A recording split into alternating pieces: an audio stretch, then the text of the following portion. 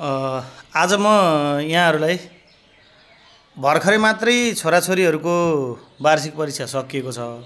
अब यो बेलामा छोराछोरीहरूलाई के गराउने होला, घरमा बसेर यिनीहरूले हैरान पार्छन्, के कसो गराउँदाखेरि यिनीहरूको बिदाको समय सदुपयोग होला अथवा खाली समय सदुपयोग होला भन्ने यहाँलाई लागेको छ भने अलिकति त्यसको बारेमा थोरै आइडियाहरू चाहिँ सेयर गर्न चाहन्छु।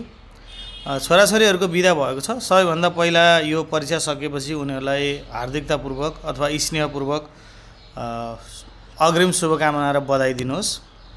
त्यसपछि के गर्ने त दुई तीनवटा कुराहरू चाहिँ हामीले आफ्नो छोराछोरीको विषयमा चाहिँ अलिकति ध्यान दिनुपर्छ।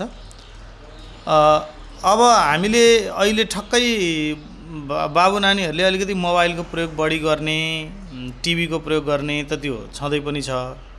अब खाना खाने समय पनि मोबाइल टिभी हेर्ने पनि चलन छ। अब झन् फ्री भएपछि उनीहरू त्यो छोड्न नमान्न पनि सक्छन्।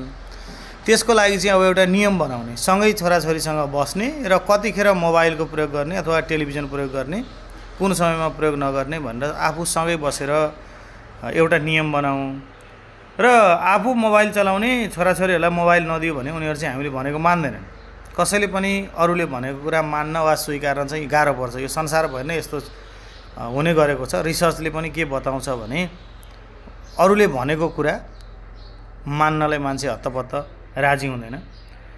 अब साना साना भाइ बहिनीहरू छन्, छोराछोरीहरू छन्, 3 देखि 6 वर्ष उमेरका छन् भने सँगै लिएर काम गर्ने।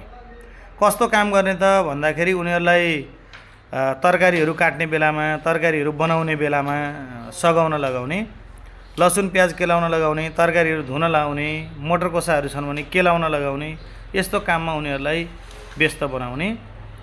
अनि अलि ठुलो उमेरका छोराछोरीहरू छन्, उनीहरू काम गर्न त्यति साह्रै गाह्रो मान्छन्, मोबाइल धेरै हेर्छन् भने उनीहरूलाई कुन खानेकुरा कसरी बनाउने भन्ने बारेमा युट्युबहरूबाट भिडियोहरू खोज, त्यो अनुसारको पकाऊ र हामीलाई खान देऊ अथवा पकाएर तिमीले बनाएका खानेकुराहरू हामीलाई चाख्न देऊ, खुवाऊ, आज तिमीले घरमा खाना बनाउने भनेर उनीहरूलाई त्यो काम पनि लगाउन सकिन्छ। अब त्यसपछि तरकारी फुलहरू गोडमेल गर्न सिकाउने कुराहरू भइहाल्यो। साना भाइ बहिनीहरूलाई माटोमा मजासँग खेल्न दिने कुरा, माटोमा खेलेर छोराछोरीहरू फोहोरी हुँदैनन्, उनीहरू धेरै सिक्छन्। र यही बेलामा एउटा राम्रो कुरा के गर्न सकिन्छ भने घुम्न लिएर जाने अथवा सानो सानो भ्रमण कार्यक्रमहरू बनाउने र त्यसमा चाहिँ धेरै जसो चाहिँ आफन्त वा नातेदारहरूको घरमा लैजाने। यसले गर्दा बच्चा बच्चीहरूको सामाजिक सम्बन्ध चाहिँ असाध्यै राम्रो हुन्छ। हामीले अहिले अलिकति एकाङ्की तरिकाले छोराछोरी हुर्काउँदैछौँ। आफन्तीहरू, साथीभाइहरूकोमा, नातेदारहरूकोमा लैजाने गर्दैनौँ। त्यसले गर्दा उनीहरूको सामाजिक सम्बन्ध अलिक खुम्चिने अथवा साँघुरो भइरहेको